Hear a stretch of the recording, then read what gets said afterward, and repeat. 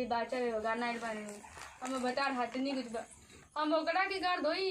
कि आपन धोई आपन समारी के ओकरा से मैं कुछ बुझाते नहीं है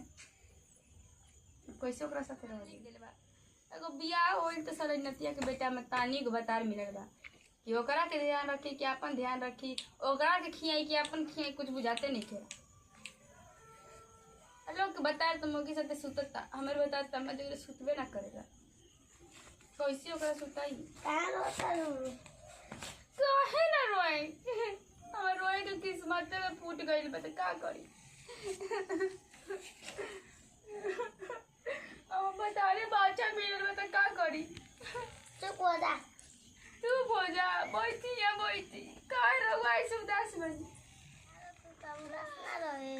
रहुआ मत उदास हो जी रहुआ काहे उदास होता नहीं मैं रहुआ के का गलती तो हमार बा हम बता रे बाचा मिलल बा त का करी हम किस्मत में बाचा रहे कतना अच्छा अपन नौयर के यार के साथ रहती चुप हो जा हम मायके जाए हम अपन घरे जाए चाहते नहीं जाई कोनो दिक्कत नहीं खेनु ना बाजी बोलबा ना नु आई ना ना आई हम का करे खातिर है मरत तो बाचा मिलल बा ओकर से कुछ होवे ना करेला ए बाबूआ का चला करत रह काहे रोत रहो जात नहीं बाबूजी अपन नौयर जाते ए बाबू जा घरे जा भौसी के ले हम काम मरद के भेजता नहीं ना ना टेंशन का ले बारू जले जिया तनी तले हमर बूढ़ा पेंशन मिल लिया खोई हप पिया ऐस करिया ओकरा खातिर थोड़े बियाह कइले बनी ओकर तभी केकरा खातिर तो मतलब हमारा जिंदगी का बर्बाद कइने रहुआ तो हम बानी नु तारा कौन सवाल चाहिए वही एक्शन में दे हमारा मरद के सब आ चाहिए रहो दे काहे ना दे बारे बाप रे ओए खातिर दुनिया गया ऐ सुन सोच देखो ओकर तो मेरा बस ससुर जी बाली ससुर जी के हाथ में रोई ना तो चली होने अरे ससुर जी के हाथ में तो अकेले हटी मुटी लड़का ले का करो वो था कि जाई हम बानी नु मर सेवा टहल करे के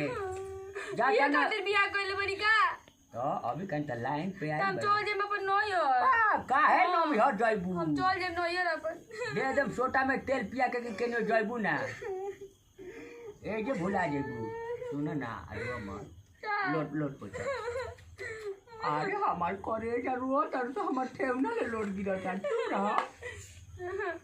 देखा ओकरा का बुझाई हट्टी मुट्टी बाटे ओकरा तनिको बुझाई काहे ना बुझाई अब खिया पिया के चकराए सुता दे ओकरा बाद हमनी के तेल तासन कइले पर परिया पर पड़िया का हो गेला तू हमार करो हम तहार करी अरे ठीक बा का कहतनी ससुर जी दिमाग खराब बा का बा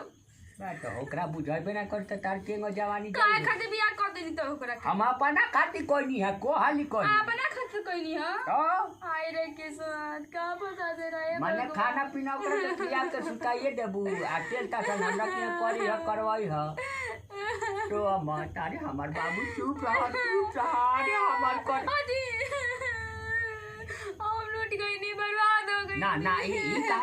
गांव हला का कोई हो का कोई तो कोई दी अरे चुप रह डर नहीं के अरे डर बा अरे हमार इज्जत के डर बा हो अरे हम जात नहीं हम सब गांव वाला में सबके कह दे ये रे तनिको मत करो ना तो यही बा रवा काहे खातिर बियाह कोई नहीं हम सबके कह दे माने का कमी बा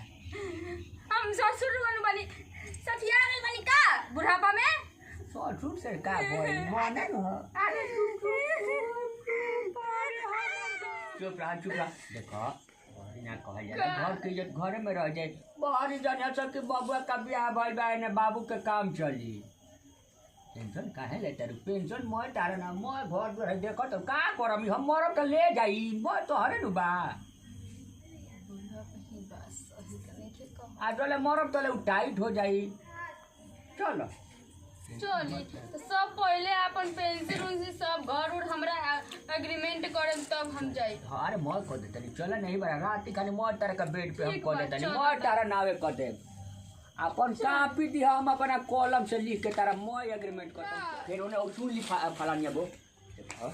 का एगो बात एकदम सीक्रेट बाटे हाथना भइल त जाने का ना अपने नैहर कहियो ना भाई ले कहियो ना भौजाई ले कहियो कि माने केहू ले ना कहे ना ई मत कहियो कि हम दुखी बानी कहिए सके खुशी बा एकदम हंस के बोलने के हाँ हाँ माई हम खुश हम बानी बहुत खुश बानी ऐसे कहे हाँ कहे मैं सब आज मिला था माई खाए ले पिए ले सब मन एकदम टनटनाई रहता देखना है होरलिस चलता ठीक बा अब कहे कि कंप्लाइनो पिया तनी बढ़े वाला ठीक बा हमू पिया तनी हमार पाहुनो पिया तारे दोनों आदमी के टाइटे रहता चल चल ठीक चलो भूखा चला बड़ा बेट पे होके चला बोल लगा तने चिंगा नंदू करवा रहे तेरे प्यार दुलार बनले रही जा फूल नियन उगइले रही जा आ वीडियो पसंद आता तो लाइक करी जा शेयर करी जा कमेंट करी जा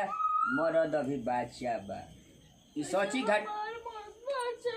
तब बुढ़ावा बाल काम चलावत हमरा साथ ली ई घटना सही हटे लेकिन ये घटना से रहुआ सबके सीखे का बाटे कि मान ली कि गांव समाज में बहुत सारा ऐसे बहु बेटी बाड़ी की जिंदगी खराब हो जाता लड़का मिल जाता बाचा ससुर में जाता बूढ़ा बा बुढ़ावा मिलता तो मैंने काम तो चलाते ऐसा घटना ना होगा के चाहिए भैया विशेष करके वीडियो पे ध्यान देम जा अगर थोड़ा बहुत हमनी के गलती हो जाती तो करे खातिर छोट भाई समझ के छोट बालक समझ के माफ करम जा कैसे कि मरद अभी बच्चा बैठे बूढ़ संगे थोड़े बियाह कइल बैठे केहू के भी बेटी बहन इतना ज्यादा बड़ी ए वीडियो के साथ दीजिए विदाई अगला वीडियो में फिर मिल जाए जय हिंद जय भारत जय भोजपुरी।